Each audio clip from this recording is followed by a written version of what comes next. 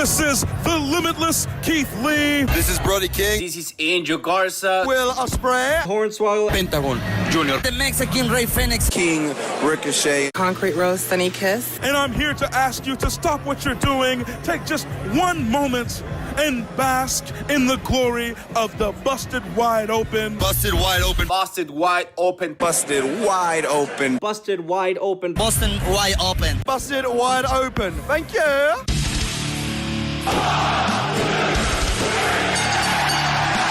You're listening to the Busted Wide Open podcast, dropping the elbow on the hottest topics in sports entertainment and the world of professional wrestling. With your hosts, Nick Howell and Sir Ian Dangerous. Coming to you from the Orbital Jigsaw Network Arena in sunny Southern California.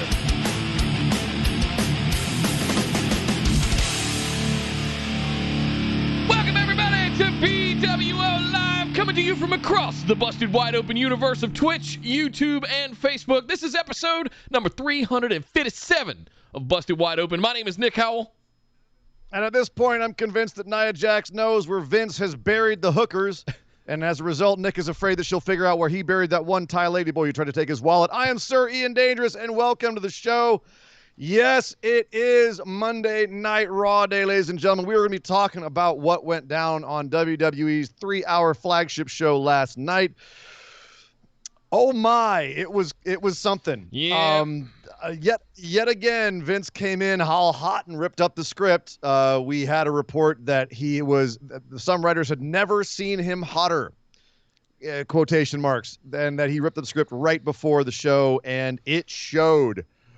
Oh my, did it show. What a roller coaster ride Monday Night Raw was last night. Can't wait to talk about that on the show today. Also, Nick, of course, we have some very exciting news out of NWA, which we have not been able to talk about for a long time, largely due to the pandemic, but they're coming roaring back. 2 shows this last weekend. One, all-women's show, EmPoweRRR, and then also NWA 73. 2 massive shows, title changes galore, major things shaken up over in NWA, plus that women's show, of course, being a major watershed moment as well. Everyone with the good feelings coming out of that one. Can't wait to talk about all this stuff. So much to get into. But, of course, as always, we are living in a capitalist society, Nick. And as a result, we've got to talk a little business. You got to pay them bills. Got to pay them bills. Yeah, you know how it works. Linktree.com/BWO, guys. You know where it is. You know what to do. Head over there, like, share, subscribe, follow, do all those things. Thank you for sharing Busted Wide Open with all of your friends, family, and fellow wrestling fans out there at large. You can find exclusive rewards over at Patreon. You can pick up some merch at bwomerch.com. Come join us in the Facebook discussion group. Get into the Discord community. It's very lively. It's very fun. We got chat channels for all the shows, all the good times, and dedicated channels for the pay-per-views like All Out that's happening this weekend, right? We're going to have to do pick'ems this Friday for AEW All Out. That just looks like a monster card.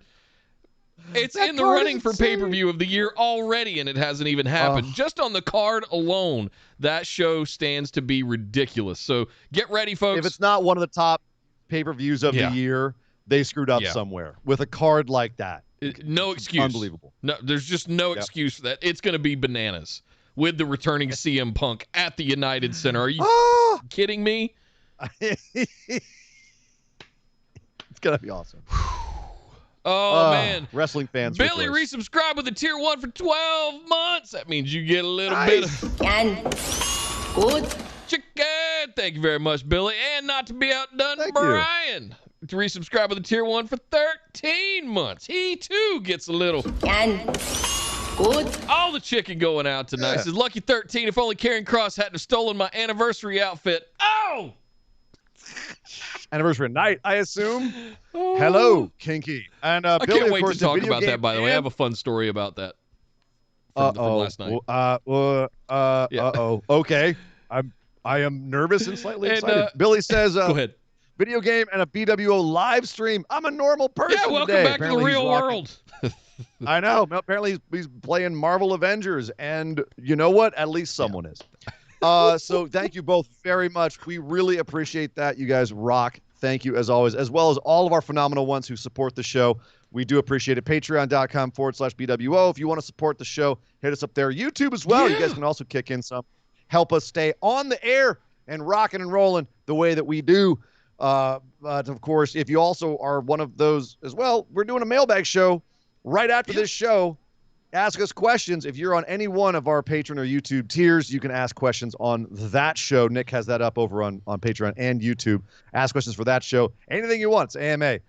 So it's a lot of fun as well. So stick around after the show for the mailbag. But Nick, is that it for our business? One more. Can we get into talking We about got one more. Kyle threw in 100 bits and said, BWO starting late kind of seems appropriate for this Raw review given the last minute changes before the Monday show.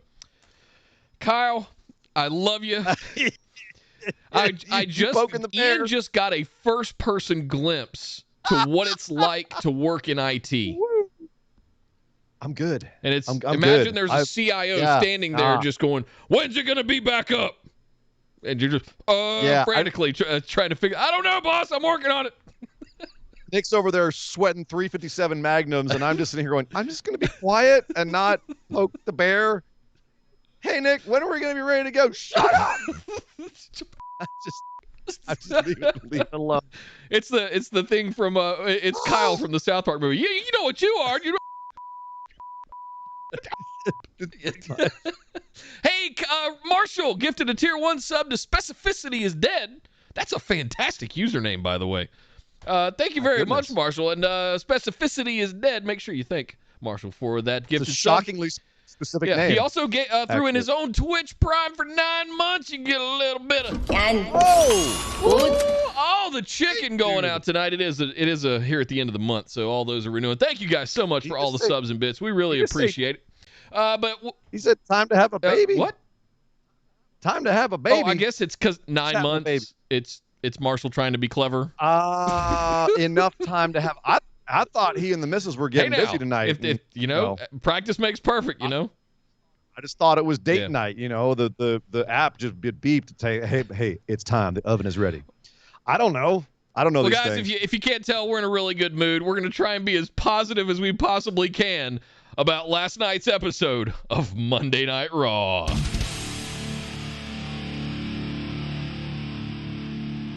I know, Dog Ziggler. It's going to be tough. He's psyched too. You have no idea. This guy was bouncing around during this. We had chaos to open Monday Night Raw. Damien Priest opened the show. I mean, the guy is having a major push.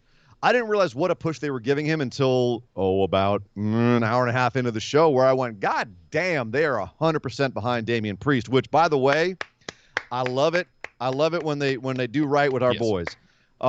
He's having a monster push right now. He comes out at the top of the show to say, I've always wanted to do this. Welcome to Monday Night Raw. They let him pull the curtain and start going off on Bobby Lashley. He said, I'm a champ. I'm a U.S. champ. I want to honor the guys that came before me in this role. Rey Mysterio, Jeff Hardy, John Cena, pops for all three from the crowd in Oklahoma City.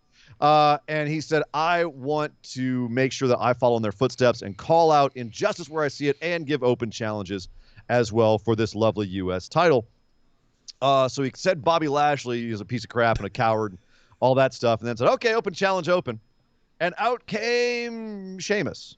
Oh, okay. The guy he won the title from. I guess it's exciting in the sense they put on good matches. And Sheamus, by the way, is at this point, he's basically doing Irish Repo Man. Think about it. He has a trench coat. He walks all hunched over and talks about how other people's things are his, especially the gold. And he has a mask on, a black mask around his eyes. Even the coat kind of looks like a cape. Somebody calls Simon Miller because Sheamus is doing the Repo Man gimmick in 2021. He's basically like even his render's all kind of hunched over like the Repo Man render was. He's doing it. I'm Irish Repo Man. But anyway, so he comes out and says, I'll take your challenge. Priest says, oh, you again. Okay. We all did that. I was hoping for something better. Yeah. Collectively. Oh, boy, here we go. What? But then that's when the rails were left behind because out came Drew McIntyre to say, we've seen it before, Shay. Shanae, get out of the ring. What about Drew McIntyre versus Damien Priest for the one title that Drew McIntyre has never held in the WWE? Interesting factoid. All of a sudden, even Damien Priest was like, I like that idea quite a bit. Sitting at home, I was thinking I did too. That sounds great. But then out comes Bobby Lashley to say, well, hey, you had my name in your mouth. Why don't we make me a double champ and I challenge you as well? Then for some reason, RKBro came out and Randy Orton had problems with Lashley being a grandstander. Well, we don't like what you're saying here. Even the Stone Tarzan boy doesn't like it. So everyone was out there calling each other out. And Riddle, in his pseudo inebriation, said something to the effect of, well, we should do an open challenge too, Randy. We challenge you, MVP and Bobby Lashley, to a match. And Randy goes, that's not how this works. How it works, you moron. And out came Adam Pearce and Sonya Deville to sort things out and say, cool, well, we're going to have two major main event matches tonight. We're going to have a triple threat between Drew McIntyre, Sheamus, and Damien Priest for the U.S. title. And we're going to have a tag match for the tag team championships, RK-Bro defending against Bobby Lashley and MVP. All right, we made that whole chaotic opening to the show into two spectacular matches. And the matches were spectacular. Yeah. The triple threat was an absolute banger. To open the show. A banger. I mean, no, that opened the Rhea Ripley versus Shayna Baszler opened the show, but it was the 1 hour mark. How they set it all up to open the show. Yeah, it was the first big match of the show. It was the hour mark. That was the big match for the end of the first hour. The first 20 minutes of this show, I was sitting there going, all right, I'm in. Let's go.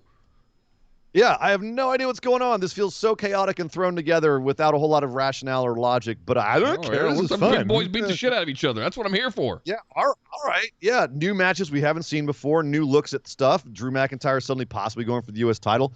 And that match, again, Drew and Sheamus in a match together is going to be great. They were great. But Damien Priest was the standout in this match, where it was basically a match built to show that Priest could hang with two big-ass nasty boys and actually toe-to-toe them. And he won.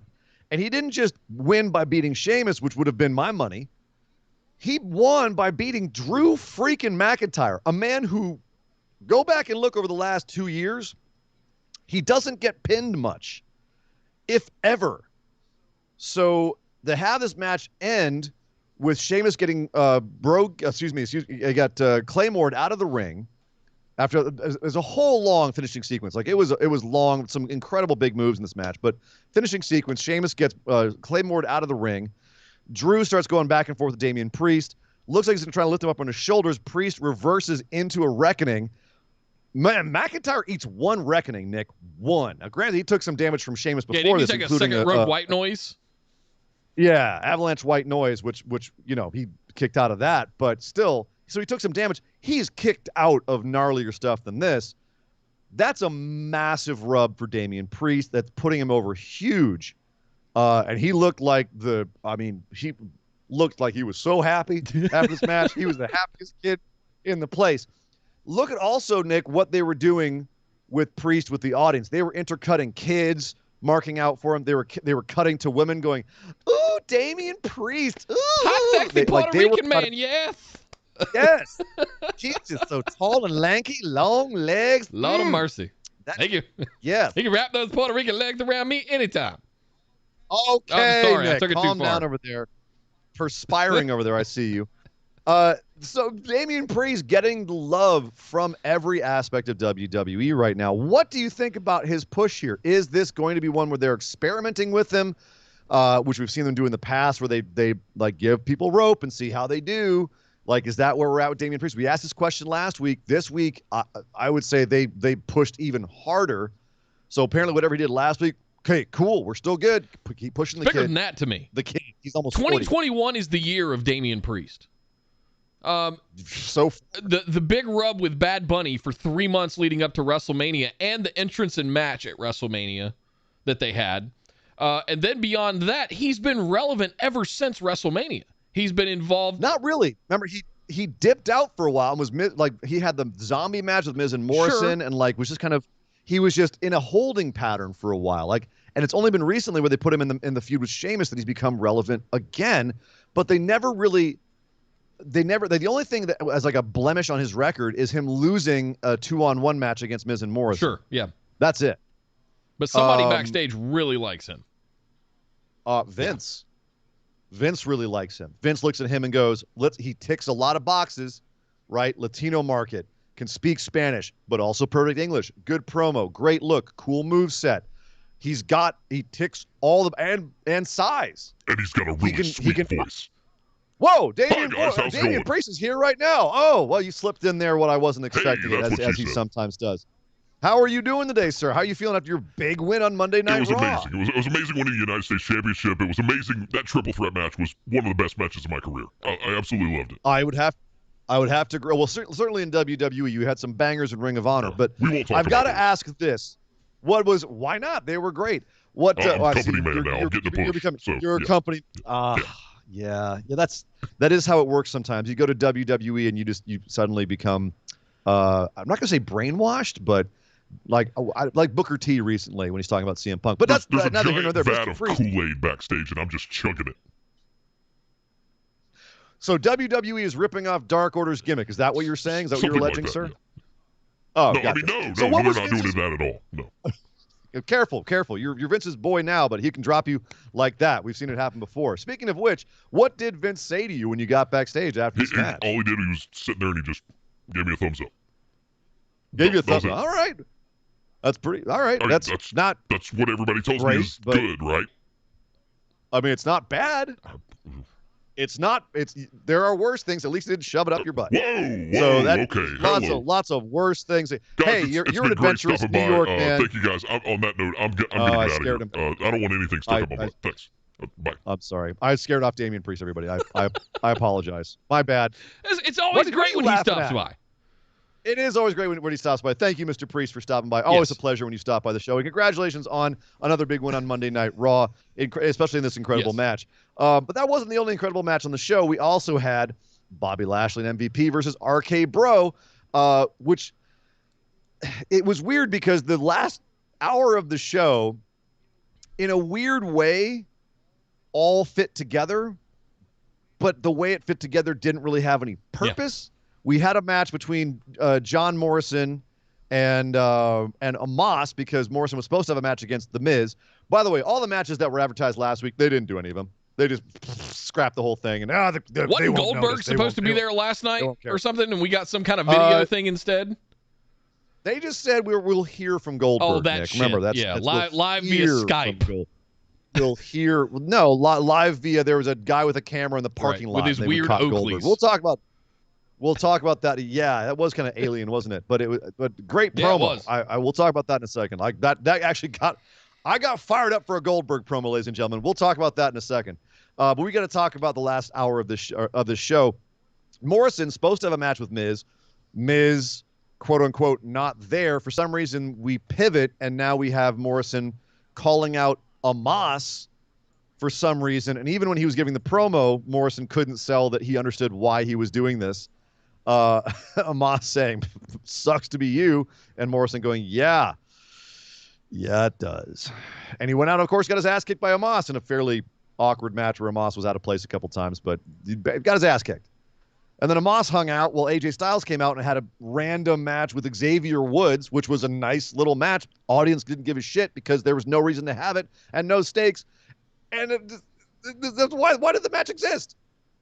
Why should we care? It was a great match. Both guys work well together, but who cares? It means nothing. Yeah. It meant nothing. All it was a way to get AJ Styles and Amos out there to be ringside, to be on commentary for the main event, RK-Bro versus MVP and Lashley, and for them to interfere in that match and try to cost RK-Bro the match, ultimately get thwarted by Randall Orton and leave Amos isolated and also Lashley isolated long enough for Riddle to hit the floating bro on MVP and get the pin for the 1-2-3 victory. Lashley coming back in to try to get Riddle after the match and eating an RKO for his troubles. Audience pops, everyone's happy, and we go home. RK-Bro again standing tall. Fun match.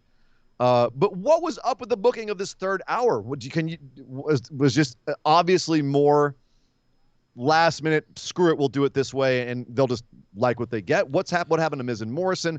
What's going on with all this, I Nick? What did you figure was going on here? Well, first of all, commenting on the match that you were just ran down, the thing that was weird for me is like 2021 has been the year of DQ finishes, like with ref stoppages and stuff like that as well. Yeah. We've got Omos and whoever it was mixing it up outside, interfering in the match while AJ and Omos are on commentary. We've got Randy Orton doing a back body drop onto the table to AJ Styles. No ref stoppage. They're getting into the match. Like, where are all these? Where's this DQ finish, refs? This was actually a legit one. They're interfering with a competitor that's actively in a match. Yep. So I don't know. It felt like treading water. It felt like filler. It felt like watch it and like it, pal, because but it won't matter come next week. I don't know. Every time I change the questions. Yeah. Well, it's shrug and Yeah. All right. Yeah. All right. Okay. Rhea Ripley gets DQ'd for like incidental contact, and Omos has his hands all over Randy Orton. The ref's like, no, I don't approve of that. That's not good sportsmanship. You leave him alone, Omos. I don't. You leave him alone. I swear to God, I will give you a tongue lashing. I don't care if you're 7'5". Yes, I'll give you what for.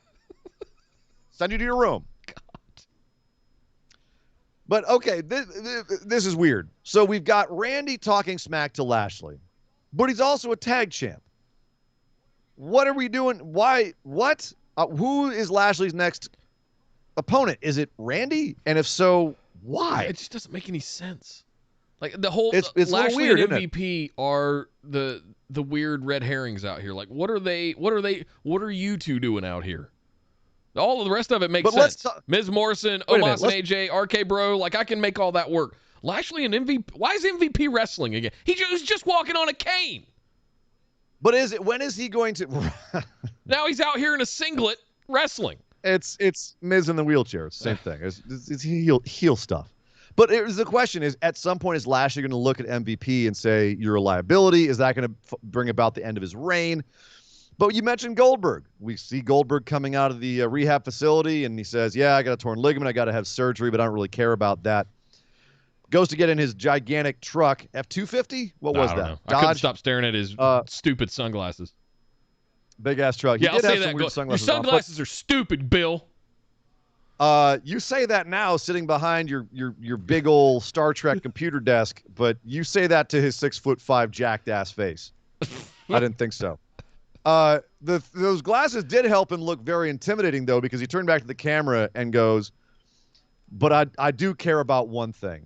My son's back is all jacked up. His shoulder's all messed up. Like it scares me to think of what a guy the size of Lashley could have done to my son. That really got to me. And so the objective has changed. I no longer care about the WWE title.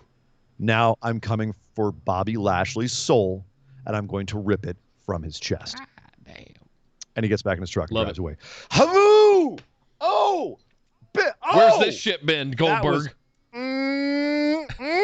I like it. I like it. If that's what we get from that weird ending to that match at SummerSlam, then for the first time, I am on board a Goldberg feud recently in WWE. Oh, shit.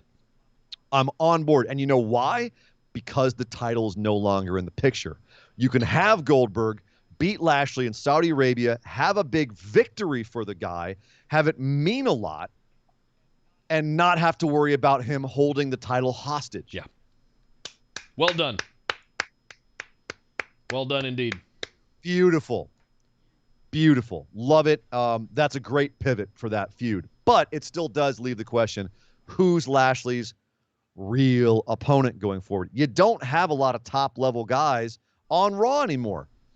They're either in tag teams like RKBro, or you've diminished them enough, or they're in the U.S. title picture. You know, or like Drew, well, you spent too much time having him have a feud with Lashley, and he finally had to say, I can never challenge again. So you can't go there. Is it possible it's so Damien the only Priest? thing I can think, no, it's possible that they save this with the shuffle. Would they do the draft? The draft, exactly.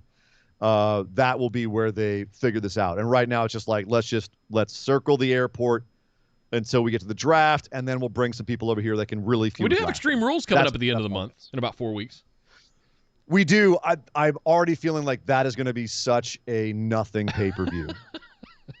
They're not like, what major plot points are they going to handle? Like, what, Finn Balor gets his shot at Roman Reigns? Okay. Yeah, that'll be an epic. It'll be probably a good match. But it'll be extreme. It'll be extreme. Finn will lose. Someone's going to face Lashley, lose. Unless it's Goldberg and they don't want to jumpstart it, don't want to wait until Crown Jewel. And, he might beat Lashley, but it won't be for the title. So, Extreme Rules, I'm not really seeing anything coming that's going to be that make that like a must-see pay-per-view. So, we'll see. Miz Morrison in an Extreme Rules stipulation match could be interesting. That's about the only one that I could see as a stretch. Buried Morrison on this show. Like, that showed a lot to me what they think of Morrison. Yeah. Like, you didn't have to have him get squashed by Amos. No. Why would you do that? If you were planning on having a big post-Miz Morrison push for him, you wouldn't have done that. I mean, unless it's Karrion Kross booking where you've got to lose a big match and look like an idiot before we'll give you a push. We'll talk about Karrion Kross. I'm way behind. Let me catch up real quick so we don't get too much further because the timing's perfect. Costanza threw in 100 bits, said, thanks to you guys because Raw was a complete dumpster fire. Thank you very much. It wasn't a complete one. It was only like a it was a tepid trash can. There was a part of the trash can that was not on fire, and in that part of the trash can there was a nice fresh cake. So not an entire dumpster fire. But it was the cake was in danger of burning. Parts. Yes.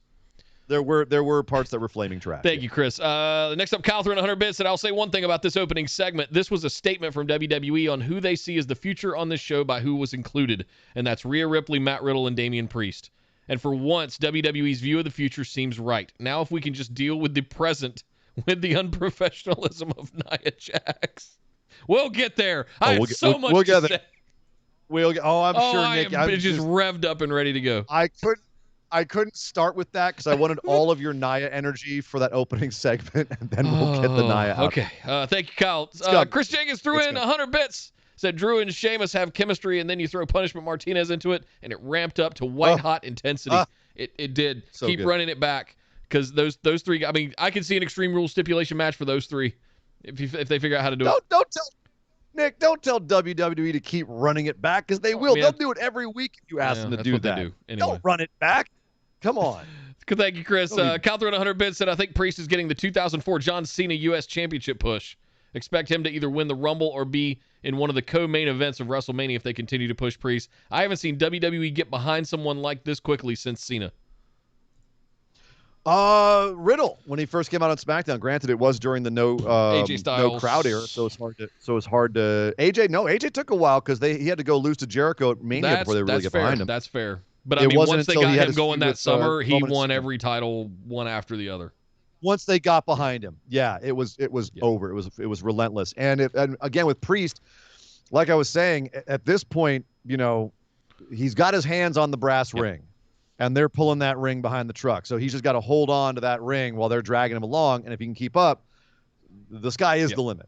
And it's just keeping up with the expectations that Vince in particular and everyone else backstage has of him. If he can keep doing that, if he can keep delivering on what they want, then this could really keep Cena is absolutely the bar, though, to your point. It's if Priest can do what he's done so far, but can he do all the house shows? Can he do the touring? Can he do the philanthropy stuff? Can he show up on morning TV? Can he do all of the things that Cena was known for doing once he got to his prime? Well, Cena was doing it in his late 20s, early 30s. Priest is pushing 40. Yeah. So I don't know if he's going to be the face of the company. A top guy, though, sure. Thank you, Kyle. I threw in one more 100 bits. Said they're booking for Saudi and going to throw together Extreme Rules. I hope they save Priest for Mania because Lashley and Priest built from now to Mania would be epic. I completely agree with that. I would love to see Damien Priest drop the U.S. title at some point, but win the Rumble in January. I think that'd be fantastic. And looking at it now, I mean, I like to do this. We get to the end of the summer, and with the last couple of years at least, I've been calling the shot. I thought it would be Keith Lee this year. Nope. But I did call Drew last year. Last year. The year he won. You called the year he won. Yeah. You already called Big E for this year, though, I'm still looking at Big E. Yep. I've still kind of got my eye on Big E. Depends on what he does with that briefcase. But Priest's meteoric rise over the last couple of months has been, that is interesting to look at. So that briefcase has become an albatross in the last few years. Because they just give it to you and they have no idea what the plan is with it, and then that means they don't plan you for anything because they don't know when they're going to have you use the briefcase, and they don't want to have you be in the middle of a feud. So then you end up not feuding and not doing anything, and you end up like Otis have to drop it to Miz because then they figure out some better thing to do with it. Yeah. So I feel bad for Big E winning Money in the Bank. I'm not going to lie. But yes, thank you very much, St. Kyle, coming to it as always. I appreciate you dropping the bits in there, sir. Thank you very much. Of course, anybody else, if you want to say something on the show, just drop some bits over there in the chats, and we will put your Uncle words. Greg is over here gifting subs. One to Tronlin and another one to M. Lago. Thank you very much, Uncle Greg, for the gifted subs. Appreciate it, man. Thank you very much. If you got a gift sub from Uncle Greg, make sure you send him some thank you. Thank you for the love, brother. Hit a carry Jello, yeah. Oh, he's still going. He's still going. He's what a Momo maniac. STI got a gifted sub. Man, I love you guys. Thank you so much. Guys. Appreciate it. Well, time to bring you down a little bit here, Nick, because it's time to talk about Charlotte Flair versus Nia Jax. Now, this started earlier. This started earlier in the night. Shayna Baszler, Rhea Ripley had a match right after that whole opening fandango. Sorry, he's fired. Future Endeavor. Excuse me. God. Excuse me. Rhea Ripley and Shayna Baszler had a match. It was nice. It was a nice callback to the feud, although no one referenced the fact that they'd had a brilliant feud in the past, because why would you use that equity for anything? Woo-saw. But they had a nice little match. Nikki Ash and Nia Jax on the outside. Before the match, Nia Jax cut a promo saying, no matter what happens in this match, I'm going to run over both Rhea and Nikki at the end of this match. Okay, and Shayna was like, dude, upstaging me. Gah.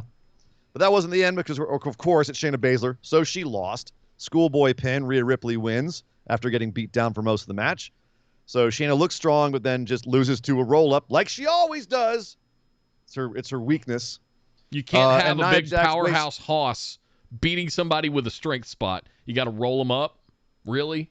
You got to roll up an MMA fighter that's known for submissions and getting out of moves like that. Okay. To be fair, she had Rhea pinned. Rhea reversed into a schoolboy. It was a nice reversal. I'm not going to lie. It is just the repetition of it that's frustrating. Shayna just always I can't take her seriously as an MMA person, like you said, if she keeps getting beaten on the mat. Yeah. So, but meanwhile, Nia Jax runs over Nikki on the outside and then jumps into the ring and Samoan drops Rhea Ripley, leaving everyone lying and fulfilling her proclamation before the match. She went on to then say backstage she's going to do the same thing to Charlotte Flair. She's going to squash her. Charlotte, of course, laughed that off and said, I'm the queen, and that doesn't happen to me. Well, that didn't happen to Charlotte, but something far worse did. A train wreck of a match, and that's being generous. It started off well enough, Nia holding the ring and Charlotte kind of dipping out because Nia's just too powerful. She has to figure out how she's going to attack her. Ultimately getting Nia in some headlocks. They exchanged some strength moves, trying to overpower each other. And then about halfway through the match, when we came back from commercial, Nick, shit went south. And it's hard to tell if it came from one of Nia's moves just not being safe enough, whether it was the spine buster or one of the Samoan drops that just wasn't to Charlotte's liking. But at a certain point, Charlotte just stopped wanting to work with Nia, and Nia stopped wanting to work with Charlotte. And then they started just slapping each other and pushing each other. And Nia just went for open-handed strikes on Charlotte. And it got real chippy real quick. And it got real. They stopped, like, the wrestling poise, like the body mannerisms went away. And it was two women who did not like each other, facing each other off and not wanting to work together. Charlotte even tried to come off the ropes into a Samoan drop and couldn't tell if, like, she hesitated and didn't want to go up on Nia's shoulders. Nia didn't get her arm down to pick her up in time, so it was awkward, and then she finally got up there, and then Nia was just kind of like, couldn't quite get her all the way up, and Charlotte couldn't quite get down. They didn't know what they were doing, Nick. And then finally, it seemed like they got back on the same page, and Nia just, release powerbombed the shit out of Charlotte. And then 1, 2, 3 was the end of the match. And Nia had the most, like, grim expression on her face. I did not have fun. I'm not proud of myself. Like, usually, like, after the match, she's in the middle of the beginning of the match, right? She was all sassy, shaking her butt at the crowd and whatnot. playing with the crowd, messing with them, healing it up. She wasn't doing that. She was just like, oh. Charlotte also, after the match, seemed like she was not quite herself. It was a very, very bizarre situation. Now, before I let you go out in your soapbox, because I know you got a lot to say here, I want to throw in the caveat that it's been reported, at least by Dave Meltzer, that his sources in WWE stated that, oh no, this was the plan. It was an intentional shoot in this match. They wanted to go out there and get chippy and make it look like it was going to be a shoot fight, and that this weirdness and awkwardness and the match falling apart in the middle was intentional. Other sources, PW Insider is quoting saying that no, it was exactly what it looked like. So, Nick, you're the Nia man around here. Defend your girl. What happened here? Excuse the out of me? No. I want to reference one moment where I saw it go south, because in the very beginning I was like, okay, we might have fun with this, and I was trying to be optimistic about it. There was one point where it looked like Nia was just blown the F up. Like she was gassed. And you mentioned where Charlotte went to the other side of the ring, came off the ropes. Nia was like laying over the top rope. And for some reason they went wide on the hard cam, and you could see Nia just kind of shambling, waiting for Charlotte to get to her. And then Charlotte just jumped up on her shoulders. Nia just really didn't do anything. She didn't feed her. She didn't drop the shoulders so that Charlotte could get up on her shoulders easier. And they went into this weird, like, reverse. It looked like Charlotte was trying to do a side Russian leg sweep, it looked like. She did eventually pull it off, but they stayed in that kind of weird ugly headlock kind of thing for an eternity. I suspect, and this is my guess, I suspect they were communicating when they were bent over like that, hair in the face, like, hey, let's just go home. We can have this out later. You know, get back, because after that they were back on track. After that it was 1, 2, 3, 4, finish of the match, right? It was after that when they finally did the side Russian leg sweep, they were back on track. So that's my suspicion, is why they were bent over for so long. My guess. I just, to your point, I never want to see Nia slamming somebody that hard again. It's just, she put Charlotte down a couple of times. Like high on the even shoulders. coming down what was it, the move to the pin was like a crossbody or something. I can't remember what exactly it was, because I was mostly just sitting over here just hiding my head in my hands. The finishing move was a release power bomb, and then she just was flopped nasty. on her, like fell on her. She did. She's like, you ain't getting Charlotte up. might weigh 120 Stay pounds down. soaking wet. And I'm just sitting there going, she weighs more than that. That height with that musculature, she's more than $120. But it's still Nia falls on you like that. You're not. I don't need to get up on my soapbox. This was obvious to anybody that's watched wrestling what a terrible, terrible thing this was. You could even see it when Nia was getting her hand raised. She had this kind of just kind of look of disdain that just does not give a right now. So do you think this was just Nia, or was this both of them just getting chippy? Was this whose fault was this? Like, did Charlotte piss off Nia, and so Nia started being like, how did this start? How did this escalate? What did you see? I don't want to speculate on that, man. It's if there's internal politics or anything that is going on, because for all we know, they're all besties backstage. They're all lovey-dovey and they're all friends, and they all respect each other. If that's your position, then okay, the quote-unquote intentional shoot. Do you think that they backstage were like, let's not plan the match, like, okay, we'll do these couple things, and then in the middle we'll shoot on each other? Do you think that was how they planned this match? No. Shamrock and Vader is a shoot match. You know what? Jesus God, I hope not. This is not a shoot match. Rest holds and headlocks are not a shoot match. No. It's my gut hunch, Nia got blown up in the middle of the match and needed a minute. I think they went hard at the beginning of the match, and Nia that's a big girl.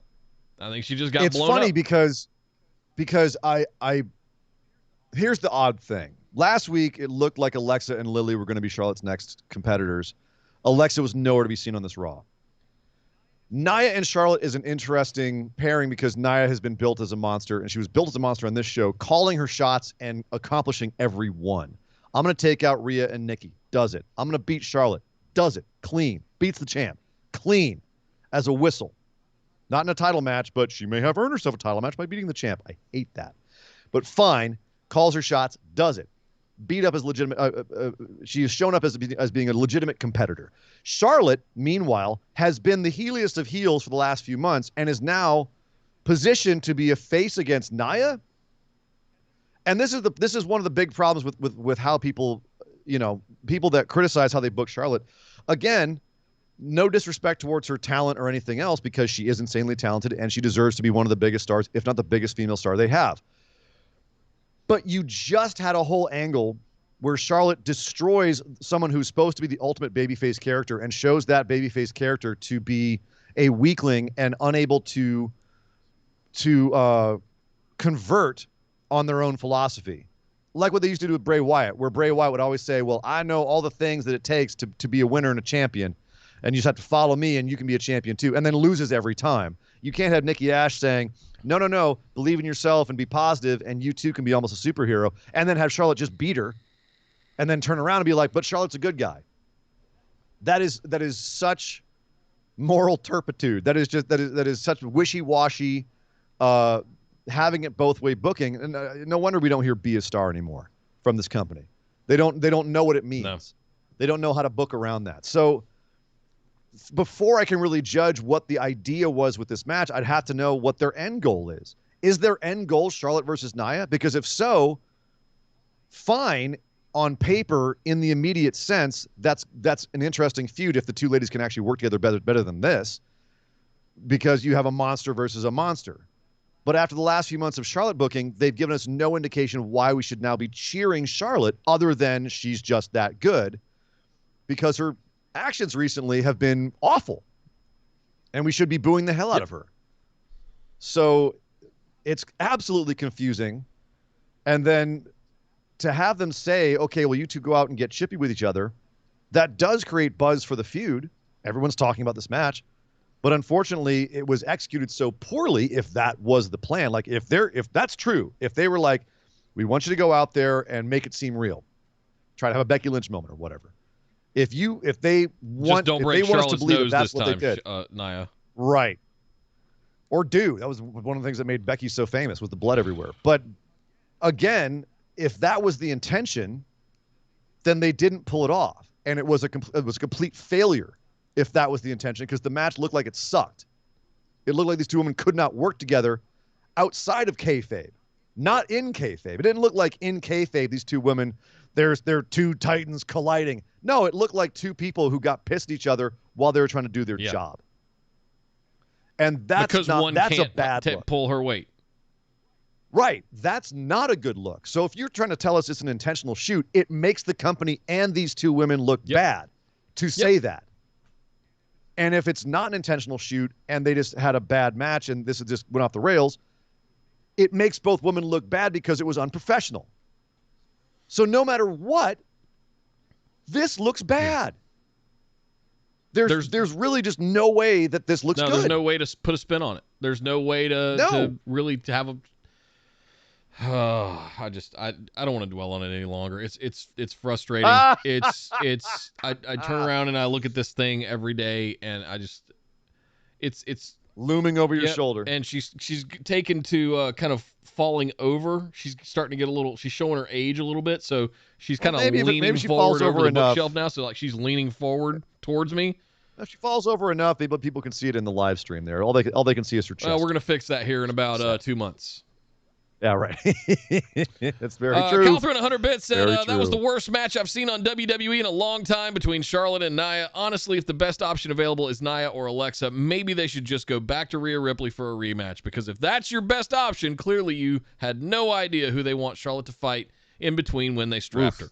If you don't have a clear plan for a champion, you shouldn't strap them, period. I would say Charlotte is the exception to that rule. Strap Charlotte anytime, she'll carry it. Did you just say that if you have no clear plan, you shouldn't strap somebody? When has that ever stopped WWE from doing anything? They always do things with no clear plan. We've seen that time and time again where writers come out afterwards like, oh yeah, we did that. We had no idea what we're doing. RKBro wasn't supposed to last this long. Gave Big E the Money in the Bank briefcase. No idea what we're going to do with him. Always the case. Always. Thank you, Kyle. Chris Costanza threw in 100 bits, said, when will Vince realize that Nia can't wrestle? Never. I thought she killed Charlotte last night. Enough of her hurting wrestlers. That was not a nice powerbomb. I've seen her and Charlotte have worse matches. Yeah, she hurt her shoulder, true. I believe. She gave her a shoulder breaker. That one broke her shoulder. She completely didn't catch her on one of her moonsaults. That was great. Just completely didn't even try. Well, she did. She was like in the right area. But she was out of position and couldn't get there. Out of position, and Charlotte just kicked her in the shoulder on the way down, then just face planted. There's a 6-foot woman standing on the top turnbuckle, about to jump off of it and do a backflip. Could you please help her? Well, like it's easy to catch someone doing that. But at the same time, yes, we've talked about Nia ad nauseum on the show before. Obviously, she is a hot topic of conversation. It seems to always be her that's here in this position.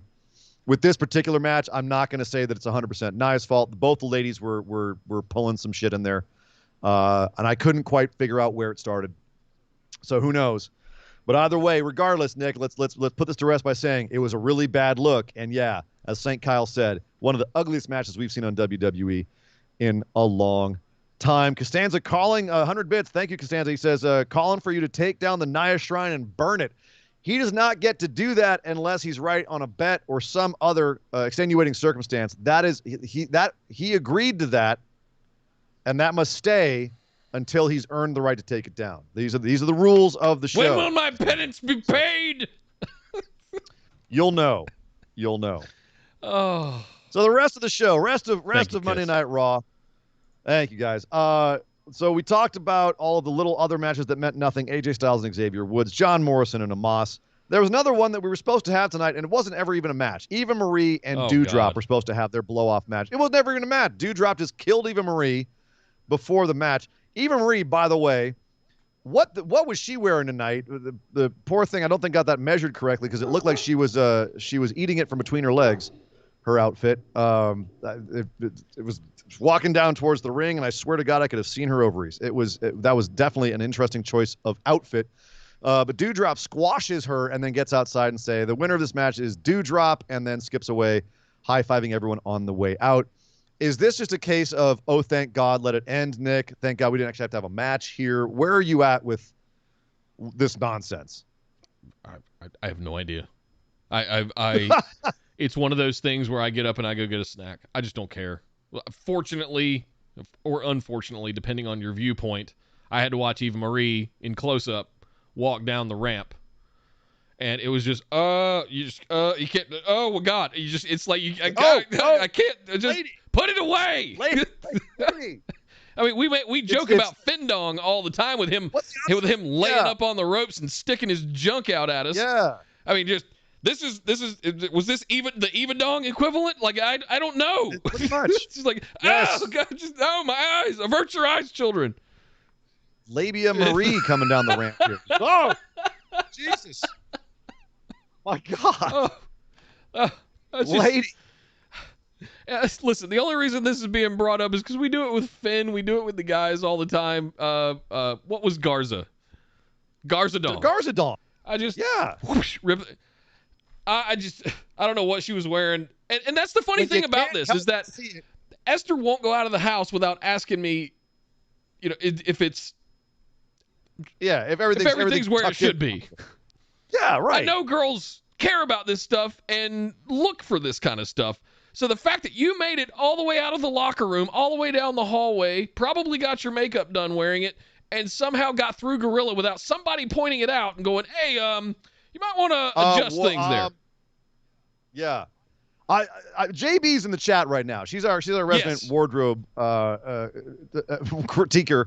JB, did you happen just quickly? Did you happen to see Eva Marie on this show? And if so, what were your thoughts on her outfit? Which Eva Marie's come out in some very skimpy outfits before. This outfit was not skimpy. It was a near full body suit. It was a full leotard. Yeah. Yeah, it's just as you said, no one did checks in the South before we came out with this. Like, yeah, they're I don't know. I don't want to. The fact that we are belaboring the point on this particular topic, I think says a lot about the match. It says a lot about the match, or lack thereof. It's like, okay, glad it's over. Let it be done. Move on. Let Doudrop get a real goddamn feud. Because she's someone who could challenge Charlotte if they hadn't. She's someone who could put go on. Nia in her place.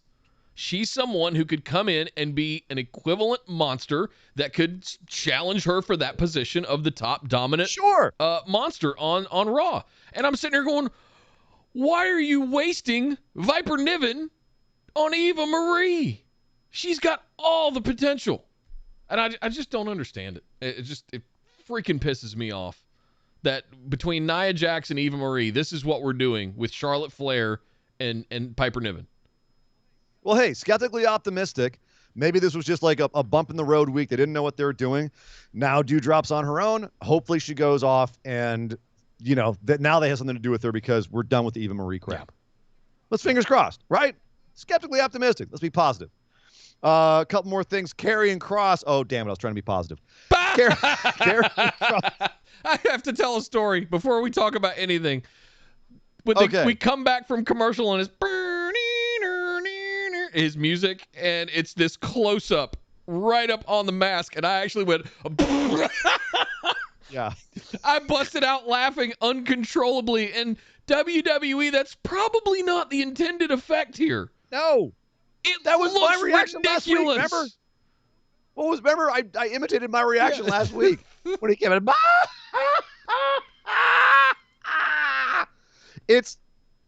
That's not what you want people. You people supposed to be intimidated. I'm not intimidated by this guy. No. Are you kidding me? He looks like a third-rate Saturday morning cartoon villain cosplay. The kind of guy who hasn't showered in 3 days standing outside of San Diego Comic-Con. He doesn't look like an intimidating new age Spartan warrior. He looks terrible. He belongs in Chatsworth filming BDSM porn. Seriously, this is a guy who is legitimately scary in real life, who's a genuine beef house of a dude, and you do this to him? Again, we've not to retread, but we've said this before. It worked in the 90s, kind of, right? They got away with it. They got away with it in the 90s. They got away with it. And it was arguably some of the darkest times of WWE's history. Right. Everyone remembers that gimmick era as being eye rolling. Yeah.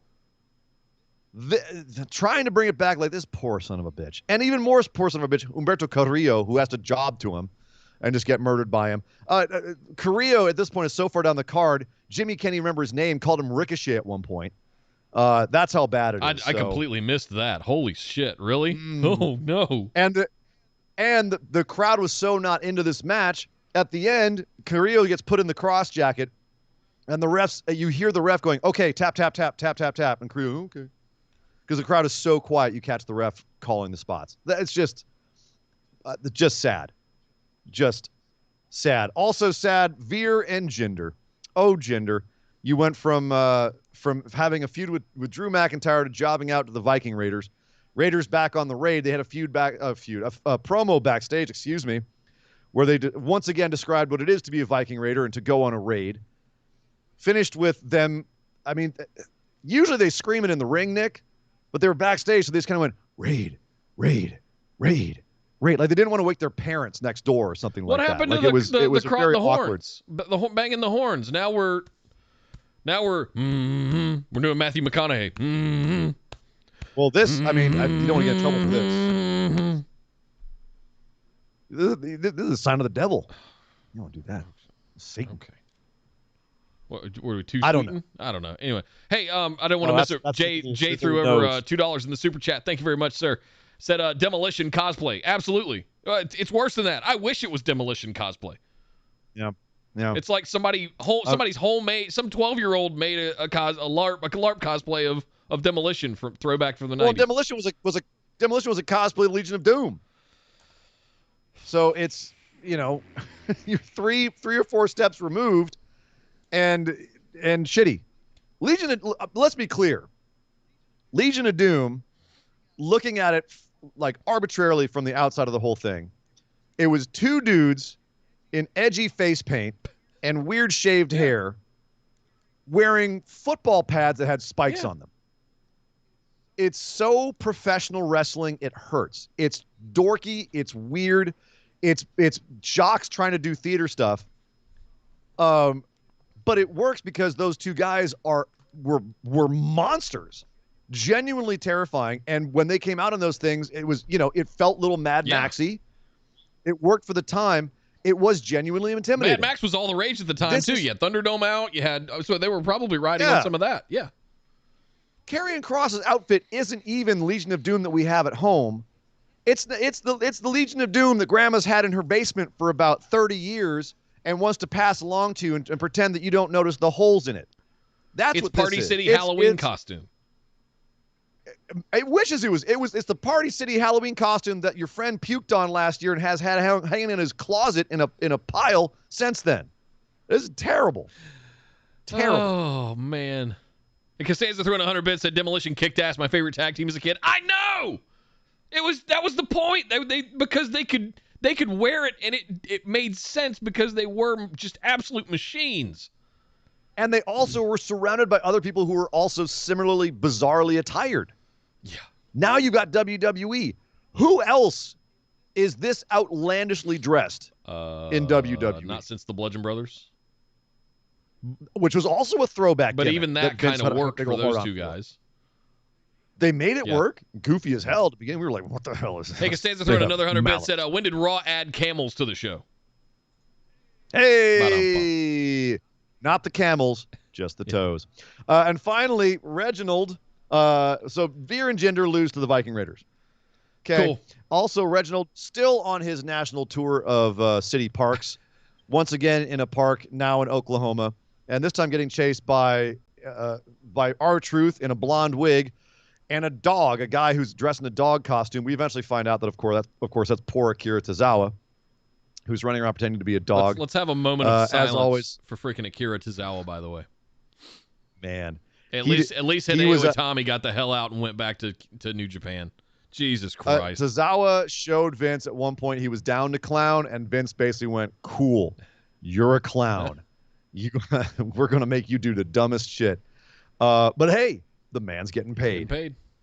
Props to you. Reggie, once again, doing a whole bunch of really fun flips and flops. And honestly, it's dumb. It's goofy. It's entertaining.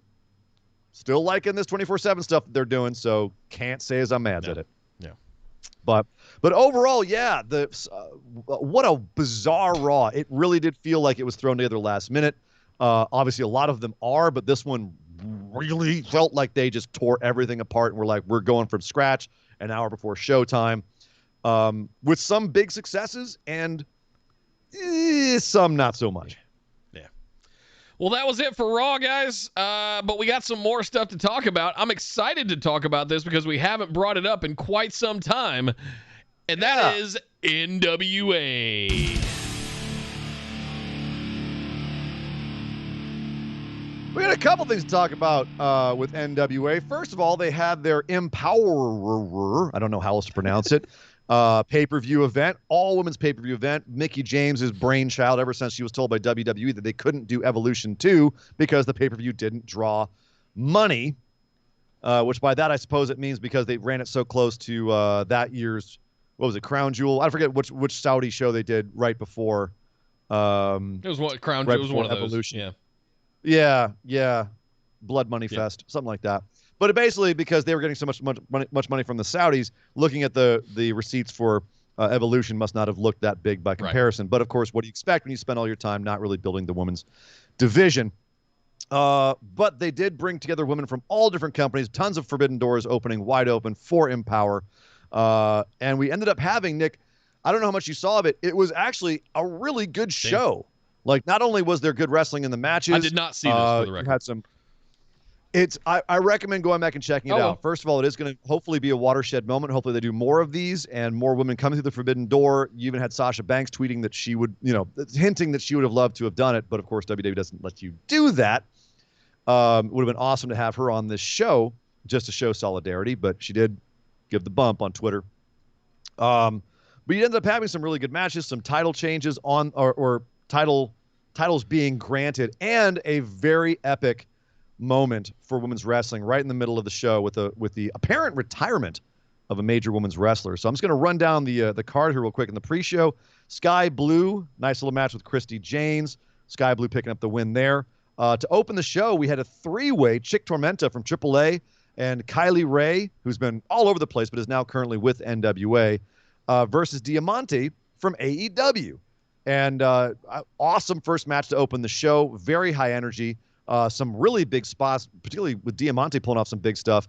And she ends up picking up the win as well, pinning Chick Tormenta in this match. And we also on the show were having the women's the NWA Tag Team Tournament Series. We had the two semis here.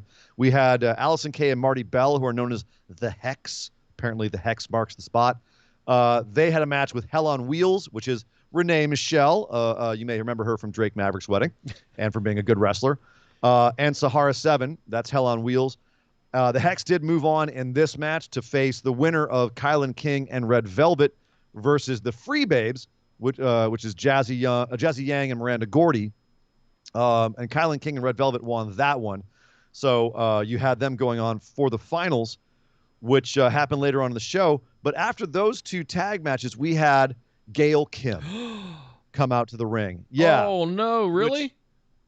Not only – I mean, you would have liked this as well because you had Velvet Sky on commentary and on the next night. Although she was – I'm not going to lie, Nick. We'll talk about her when we talk about NWA 73. She ruined the finish that. I'm sorry, bro, but she shouldn't have been talking at all at the end of that show, and she ruined the end of that show. We'll talk about that, though. So Mickie James cut a promo early in the show saying, this is the NWA, this is women's wrestling, et cetera, et cetera. Gail Kim coming out later to kind of echo that and saying that that she's poured 20 years of love into professional wrestling. She called out Mildred Burke, Sensational Sherry, Wendy Richter, Medusa, Jazz, and saying that this show shows that this is the fruits of theirs and her labors. For some reason, because heels, Taryn Terrell took exception to this, and she and Genocide and Paola Blaze came out to confront Gail Kim and be like, I don't know what you're talking about. Why are you taking the spotlight? Well, this didn't sit well with someone in the crowd, Nick. And out came Awesome Kong. What? To chase. Awesome Kong comes out to chase the ladies from the ring and essentially say, I've actually got her. I've got her promo written down here. It said, some of you may not know, but I'm not much for words. She said, it's been a hard year in the Kong residence, and only one thing that can get me off my couch and away from the delicious ice cream bars, and that's this woman right here. She points to Gail Kim. And she said, I said to myself, if I'm going to go out, I'm going to go out with the toughest foe I know. I love you. I'm done, and I love you, Gail. Because those two did have some whores in TNA. So no better way for Kong to announce her apparent retirement than in the ring with Gail Kim. Damn. So really amazing moment. Probably one of the most goosebump-inducing moments of the show, especially if you're a fan of modern women's wrestling, which of course was kept alive by TNA when we were having bra and panty matches in WWE. Yep. And these are the two women, arguably, that were the major, some of the major women that were doing. A lot of people talk about Stephanie and the Four Horsewomen of NXT as the innovators of modern women's wrestling. No, Gail Kim. Gail Kim. No, that's Stephanie being an opportunist. Then, of course, we had the Impact Women's Championship match, Deonna Purrazzo versus Melina. In my opinion, arguably the best match on the show. Shocking, I know, considering these two women. But the match was badass. She did tap out Melina at the end of this. Deonna Purrazzo still looking amazing as the champion. You can see why they just strapped her right away when she came to Impact. She has proven why NXT had a big old whiff with her when they missed out on her. Swing and a miss, but definitely an awesome match. That's one of the things to check out on this show. We then had the Women's Tag Team Championship Finals, the Hex versus Kylan King and Red Velvet. Hex picking up the win here. Not surprising. More likely that you'll see them on NWA. It's Allison Kay and Marty Bell. They are NWA wrestlers, so it makes sense. You wouldn't want to put it on two people that, one definitely can't. She's over in AW. Not that matters these days because the Forbidden Door is wide open, but makes sense that the Hex win. They got a big pop for it as well. Very cool. to see Allison Kay once again with some gold in NWA. And then we had the other major title match, the NWA Women's title between Camille and legit Layla Hirsch from AEW. Before this match, we had a speech read. Out came Mildred Burke's old title belt. Wow. And Kyle Davis read something that Billy Corgan wrote about Mildred Burke and what she meant to the early NWA and what she meant to women's wrestling, and how because of her accomplishments, NWA originally recognized her as the undisputed world's women champion. And the belt that he had acquired recently, it was a big news when he did acquire it, was going to become the symbol of that women's empowerment going forward in NWA. That's fantastic. Apparently, yeah. And he's like, the last time it appeared in an NWA ring was in '54. So pretty big moment right there. God. To have Mildred. Yeah, dude. So Mildred Burke's definitely someone I want to go research more as well. We talk a lot about the Mae Youngs. We talk a lot about women from that era, but we don't talk enough about Mildred Burke, who was doing it way before the day, and actually getting laws changed to be allowed to wrestle. Wow. So pretty incredible. So that was a nice moment to kind of set the tone for this match between Camille and Layla Hirsch, which again also was a banger. Again, visually you'd be like, how can Layla Hirsch stand up to Camille? They made it work. They made like Tyler Bate and Walter, right? It was amazing. Yep. You know? Pretty much. Yep. They made it work again. This is the one that I hate that I just missed. I've had my eye on Layla Hirsch ever since she showed up in AEW. And I think she's got that kind of Tyler Bate base. Just build, and it's not going to matter. Yeah. Size of her opponent is not going to matter because she'll outpower them. She's like a female Taz, a little suplex machine. Yeah. So this is definitely a match worth checking out. Very cool. But Camille is the women's champ. She did retain at the end, but Layla did give her a run for her money. Very cool match. And then to finish off the night, the Women's Invitational Cup winner gets a title shot at the next next NWA event at 73 the next night. Participants were Kira Hogan, Chelsea Green, Bianca Corelli, Thunder Kitty, Genocide, Lady Frost. Genocide, by the way, probably one of my favorite names in wrestling right now. Debbie Malenko, Jamie Senegal, Masha Slamovich. I lied. That's the one that's my favorite right there. Tootie Lynn. And Chelsea Green ends up lasting from the first position to the very end, tossing Tootie Lynn at the end and getting the victory. So she did end up getting that #1 contendership cup. And we go out at the end of the show, Chelsea Green holding up the cup and essentially saying this is for all the women's. And people were chanting her story, her story. So very cool show, very empowering. I can see why they called it that. And honestly, if you haven't seen it, definitely check it out. We had a bet on Chelsea Green, and we thought she was going to Impact. Is she at NWA now? No, she was there representing Impact. And in fact, actually, I'll talk about that in NWE 73. They actually started an angle between her and Deonna Purrazzo. Okay. So I think it's safe to say that she is officially I don't think she's signed yet, but we were talking about how the first major feud, we might be heading that way. Let's see. I mean, I'm willing to let it rest, Nick, because obviously I want to be fair. But if she continues to have a feud after Deonna Purrazzo feud, I'm going to have to say she's Impact. Totally. But there you go. Nice show for the women there. But next night we had a show for everybody, and that was NWA 73. On the pre-show, we had Allison Kay, Marty Bell, and Lady Frost beating Taryn Terrell, Paola Blaze, and Genocide is a nice little callback to the night before. Also, PJ Hawks beat Colby Carino on the pre-show. Show started up with a nice triple threat as well, just like the night before. Tim Storm taking out Tom Latimer and Crimson. Badass match. Tim Storm, that dude is just carved from granite. So badass. And then the next match we had was Mickie James beating Kylie Ray. Excuse me, Nick, I misspoke. Deonna actually started a feud with Mickie James here after Mickie beat Kylie Ray. So it looks like we're going to see a cup of coffee, Mickie James over in Impact versus Deonna, but it wouldn't surprise me if Chelsea came right after that, based on what happened later on. Tyrus, who is the current TV champ for NWA, Masked Man and Jordan Clearwater beat Pope, Pero, and Odinson. A nice little six-man tag match. Nothing really to write home about, but it was pretty cool. Chris Adonis James Storm back in NWA, by the way. Chris Adonis retained his championship against James Storm. That guy just keeps wrestling. Nice. I love it. Nice to see Stormy Boy back in it. And then, of course, came one of the moments everyone was talking about.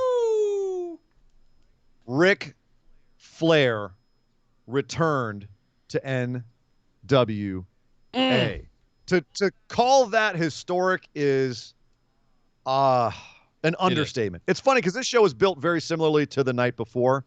And it's hard to say. I mean, as much as I would love to say that the Gail Kim, Awesome Kong moment was the most historic of the night, Ric Flair come back to NWA is that is spine tingling. Yes. That get the nipples. So he basically talked about how he loves what's going on in wrestling right now. He loves the NWA. He loves being able to come back there, work the crowd, had a good time. Do you think, Nick, we'll see more of Rick in NWA, or is this just a God? I hope so. As we said, he's a free agent again. So yeah, there's been rumors that he was going to go to AEW over there with Arn and Tully, and frankly, we all want to see that to an extent. I'm not sure what they would do with it.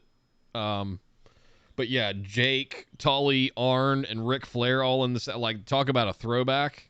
Jesus. But I'm not just, there's something about seeing Rick at the podium in NWA that gives me all the nostalgia feels. And that's the thing. He did this from inside the ring. If he got back over on that side podium to cut a promo, I might expire. Because that's my childhood memory of Ric Flair, is cutting promos from the podium. It's all the ones that we really remember. The $600 lizard shoes, jet flying, kiss stealing, nature boy. All the ones that we share on Facebook every day. All the ones. That one time with your mama in the hotel room. Absolutely. Like, that's what we tell stories about. So that would be big. He was talking about being all over the place. He was joking about having drinks with Tony Khan in the front row at All Out. So, I mean, the man he said this week, he actually clarified on Renee Paquette's show. He clarified that he and WWE had no problems. Like, he and Vince left things as, yo, we're brothers. We're good. Rick just wanted to go do things, and WWE didn't want to let him do it from within the contract. He's like, I have business opportunities. I have all this stuff, and WWE's like, no, you can't do it with this current contract. We have to let you do the stuff. And he was like, cool, then I'm out. Was that the same interview where he said he was uncomfortable with the Lacey Evans stuff? No, this is a newer one. There was some interview that I listened to over the weekend where he basically disclosed, I didn't want to do that. I didn't like it. It's the whole thing. And looking back on it now, it was uncomfortable AF. Shocking that was, like, can you? I can't imagine how uncomfortable Lacey Evans must have been either. Remember the feud where he had to kiss Becky Lynch? I had forgotten about that. Yeah, he's had a few of those. But so big deal. Ric Flair back in NWA. Hopefully he comes back and this wasn't just a one-off. Then we had a number one contendership battle royale for the men's. 12 guys supposed to be in the match, but then Father James Mitchell comes out and goes, shocker, I got your evil, scary number 13, Judas. Not that one, not Chris Jericho one. This is Judas with an AI. Judas. Yeah.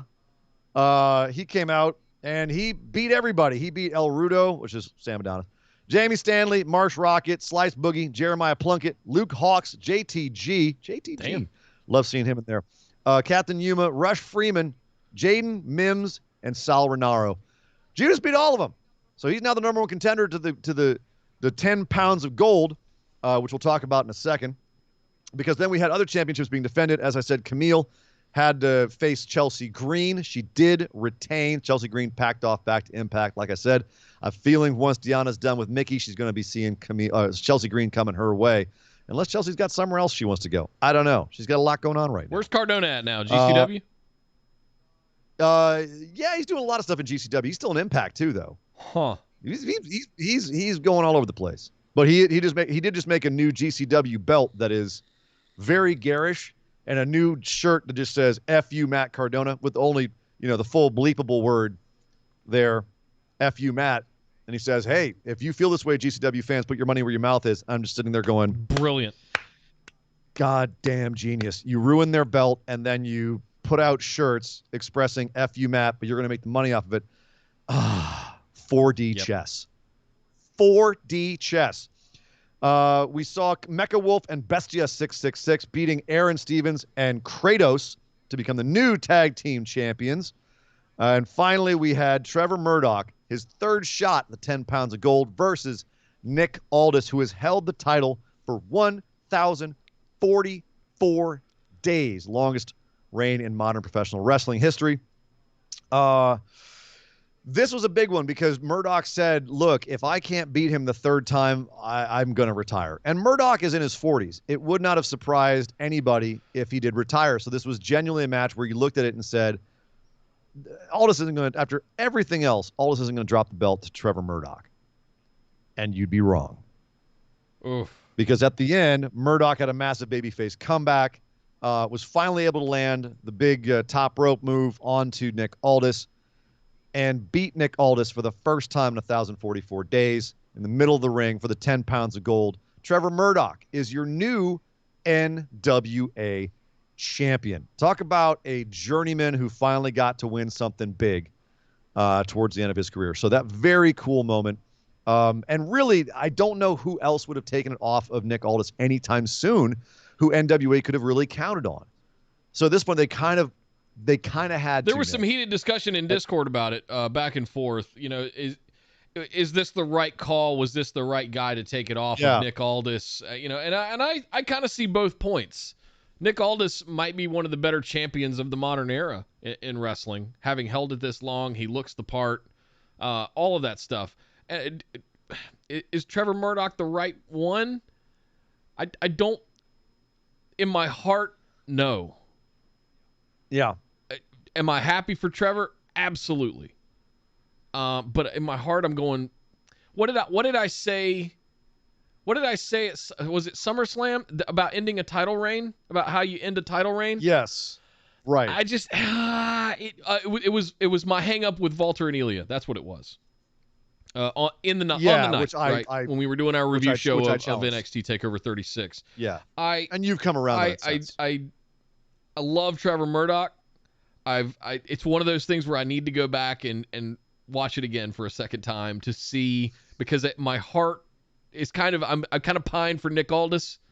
He reminds me of that throwback heel that we all loved in the 80s. Sure. But I understand we need to move on at some point. So I'm struggling with that. We really do. Because it was, I mean, and it's fine. Like, it was the pandemic. It was hard. I feel like they wanted to take it off of him a long time ago, and they just couldn't. They weren't running shows. They couldn't build up story to be able to do it. So it was impossible to do. There was the feeling out there that they wanted to put it on Marty Scurll. And then, of course, he kind of fell out of favor, to put it mildly. So they couldn't do that. So it's tough. You want to find a guy who's going to be loyal to NWA, who's going to go around and feel like an NWA champ. Trevor Murdoch is direct lineage from Harley Race, trained by Harley Race, and he was the guy who in Harley's ailing days was personally taking care of Harley. He's the one making the calls to Vince McMahon when Harley's ailing and Medicare won't cover his helicopter flight to take him to the hospital. Trevor's the one calling Vince McMahon and saying, hey, can you help? And Vince is immediately writing the check, right? Which is a fairly famous story about Trevor Murdoch essentially saving Harley Race's life, and Vince being like, I don't care what it costs, make sure Harley's comfortable. That's Trevor. So he's, in a lot of ways, from a historical standpoint, from an NWA lineage standpoint, he makes all the sense as an NWA champion for right now.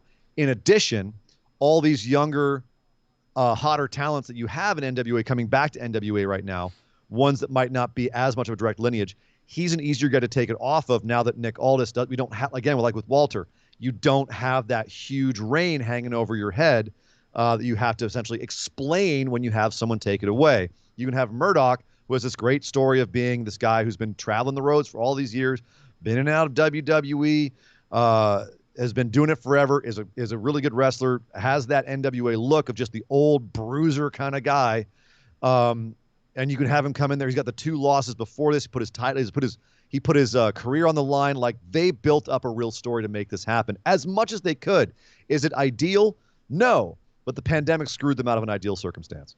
Here's the thing I want to say before we get out of here is I want to reiterate, I'm extremely happy for Trevor. There was he was on the other show on Sirius Yes. immediately after the next day, talking about how it was. The one that's not as wide as ours. No. Yes.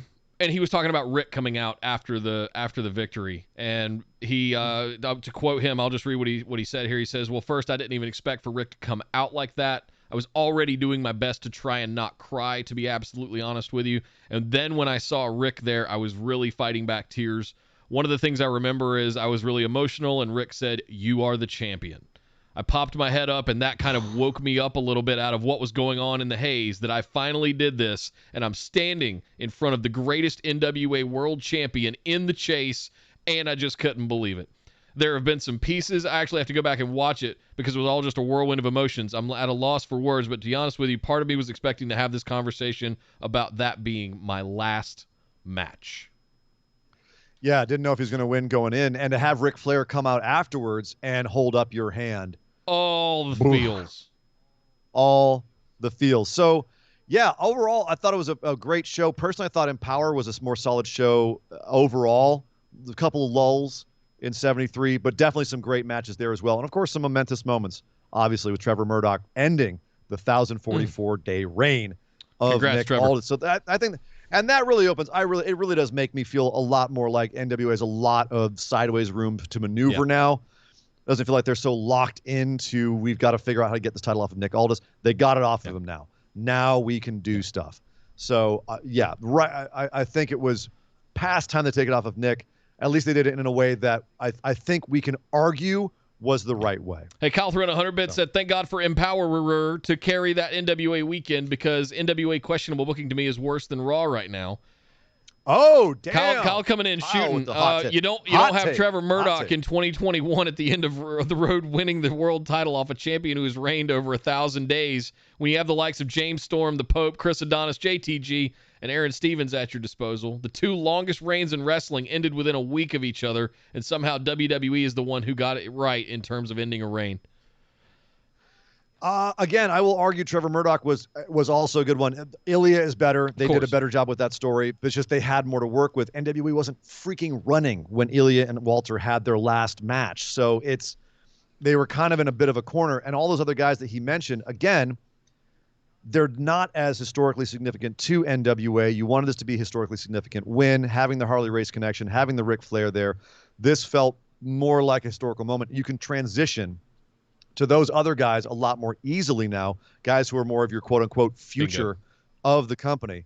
You can transition more easily now that that reign is out of the way. It's what we always say about undefeated streaks, right? At a certain point, the streak takes on a life of itself. Look at the Undertaker streak. And when you finally end up beating it, everyone's going to have the feelings and the emotions about it, because everyone has their own vision of how it's going to go down. So now that that's out of the way, you've got it on Murdoch. I think you're opening it up for the Storms, the JTGs, the Aaron Stevens, et cetera, et cetera, et cetera. Dear God, just not the Tyruses. Just not Tyrus. But everyone else, yes. No. Yeah. Well, thank you very much, sir. Ian Dangerous, if you haven't seen NWA yet, I know I've got to still go watch EmPoweRRR. Had the folks in town this weekend, could not get around to it. That stuff happens from time to time. But I'm looking forward to getting back into NWA. It's been a minute since they've kind of fallen off with me in a way. Because they fell off, and I never picked it back up when they came back. So I do need to go watch EmPoweRRR and catch up with that stuff. So still very much gives you that throwback feels, and they are still very much invested in being historical, like paying homage to history. Yeah. So if you like that kind of stuff, NWA is a good one to check out. I do. Well, guys, that's not it for that's it for the wrestling, but we've still got to do one thing in this little segment that we like to call our moment of positivity. The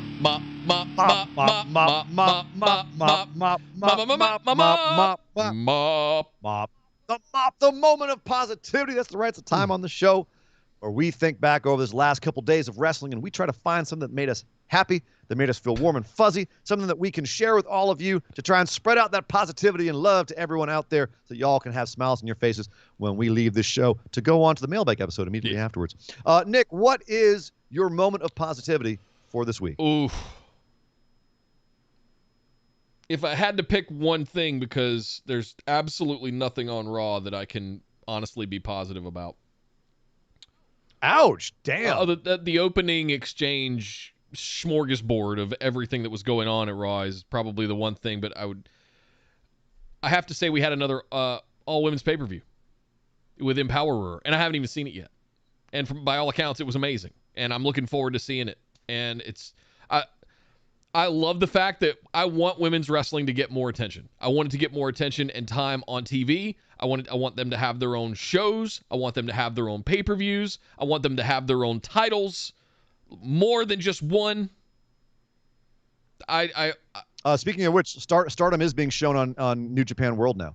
Fan-freaking-tastic. Over there. And they're in the middle of a tournament right now too. So like their own kind of like G1-ish kind of thing. So yeah, worth checking out. Definitely the fact that we're having more women's wrestling. Yes, please. All of that. What about you, Surrey and Dangerous? What was yours? Yeah, before I say mine, just to kind of add on to that, because the thing is that anyone who's a critic of it right now, and we kind of said this when AEW started, and they're like, they don't really have a women's division that's significant. It's a snowball effect. You got to start somewhere, right? It's going to start small and get bigger and bigger and bigger. You're going to have more women wrestling better at a higher level, creating superstars. The more you do it, you can't just have them on as the sideshow on a show and expect them to suddenly become superstars overnight. It's not going to happen. You've got to invest. And investing in it with pay-per-views like this is how you do it. And you end up, after a long time, having moments like my moment of positivity, Gail Kim and Awesome Kong meeting in the ring and hugging it out, the end of a chapter in history, and calling back to what I think wrestling historians will look at as two of the most influential women in modern women's wrestling. So, yeah, that was my moment of positivity. Simple, easy, no problem. And Nick, that's our show. That's it. Everyone stick around. Like we said, mailbag right after this. If you are a patron or a YouTube subscriber, you can still get your question in time. Head on over and ask us the question. If you're not one of those two, if you're not one of our patrons, our phenomenal ones, or one of the YouTube subscribers, you can go over and sign up right now. It's not expensive. You can sign up at the lowest tier and ask a question on that show yourself right now and have us answer it. Right after this little break we're going to take here, little bio break. Little 15. What were we going to say? Come back at 45? 45. Get out of here in the next minute. Quarter till. Cool. We'll be back. Well, linktree.com/BWO. Linktree.com/BW. Linktree.com/BWO for all your BWO needs. Nick, I don't think we got anything else. Thanks, everyone, for hanging out with us. We'll be right back. Take her home, buddy. Yes, sir. And we'll be back in a few minutes. But until then, my name is Nick Howell. You can find me on Twitter at DataCenterDude. And I am Sir Ian Dangerous. You can find me on Twitter at Surrey and Dangerous. My God! Would somebody stop the damn match? This show is part of the Orbital Jigsaw Network. For more episodes, subscribe to us on iTunes, Google Play, or Stitcher Radio. For details and show notes from each episode, check us out, orbitaljigsaw.com.